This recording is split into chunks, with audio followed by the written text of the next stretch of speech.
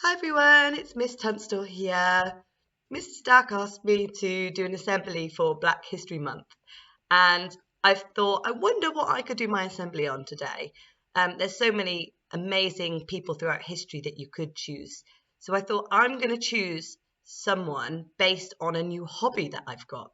And my new hobby is called fantasy football. So, fantasy football is where you pick all of your favourite players from all of the different teams and you make your dream team, your perfect team. And along the way, you learn lots of really interesting information about all the different players and the teams that they play for. And this is my team at the moment, so you can have a look at some of my players. I've got Ronaldo as my captain. He's pretty good, isn't he? And I got Vardy as my vice captain. And then I got lots of other players too. I wonder if any of those players would make it onto your dream team. And it got me thinking, I bet there are so many famous footballers throughout history that would make it onto a dream team. So I went to the library and I was looking to see if there were any famous black footballers in history. And I found a really good one called Walter Tull. So this book is in the library, Walter Tull's scrapbook. It's got loads of really cool facts about him, his life, and lots of other information too. So if you're interested in my assembly, then maybe hunt this book out when you're in the library next time. So Walter Tull was famous for lots of reasons, actually, not just for being a fantastic footballer, but also for making history in the British Army during World War One. So I'm going to read you some information about him. Walter Tull was born in 1888 in England, and he was a hero, not just because he was a talented footballer, but because he was an officer in World War One. Walter was born in a small town called Folkestone. His dad was black and from Barbados. His mum was white and from England. When Walter was 7 years old, his mum passed away, and then his dad passed away too. So he was sent to live with lots of other children in a house in London, and adults looked after him. And there's a photo of Walter here, look, with his dad and his siblings when he was very, very little. So he had a really sad start to life, and lots of sad things happened to him.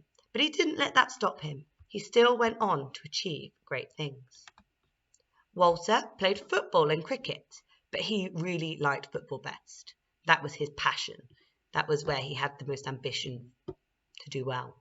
He played for a club called Clapham Football Club, and then went on to play for a really famous club called Tottenham Hotspurs, and fans called them Spurs.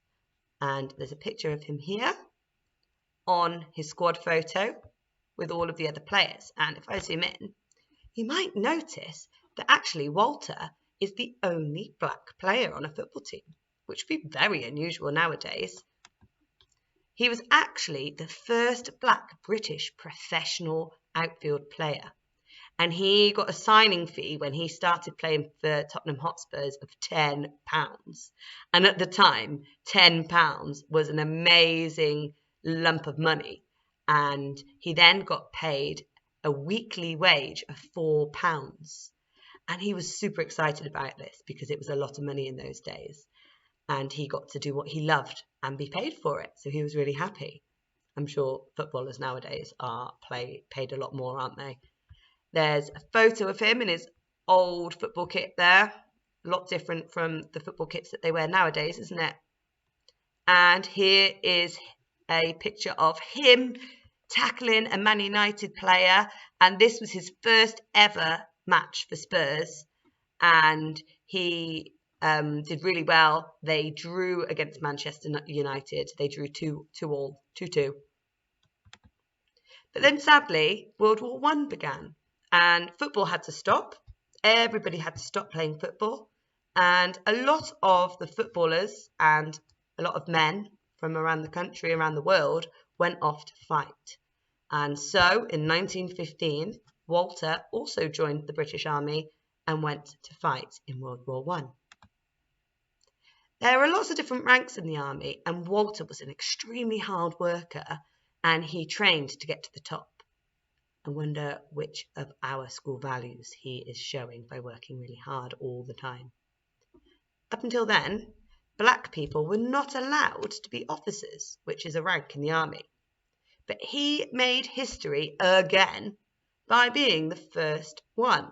And you can see there he is in his very smart officer's uniform with some other officers. And he was such a good officer that he was given medals. And so that really shows how great he was, that he earned lots of medals when he was in the army. Sadly, Walter did get shot and killed in 1918. But he is still remembered today for making history, for being the first black player, and for being the first black officer.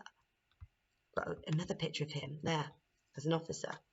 And it got me wondering, history happens in the past and we learn about history, but also history can be made regularly and every year. And so I went and I researched some footballers that are playing now that have made history. So I'm going to share these with you.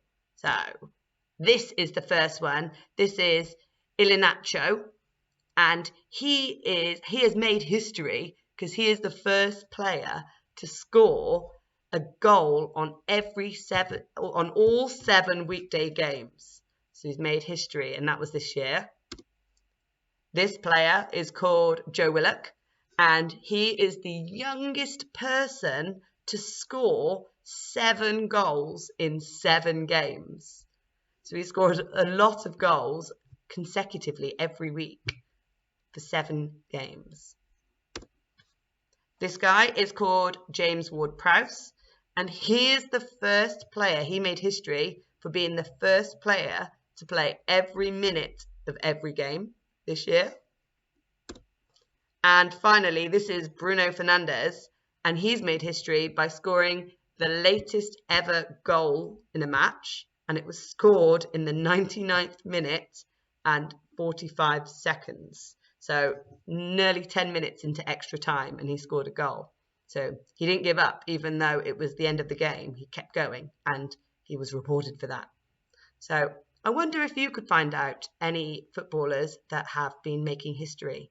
If you see me around school, I'd love to hear any of your facts about famous footballers and how they've made history. I hope you enjoyed my assembly. Don't forget, if you are interested in football, there is a great book in the library called Walter Tull's Scrapbook. Bye!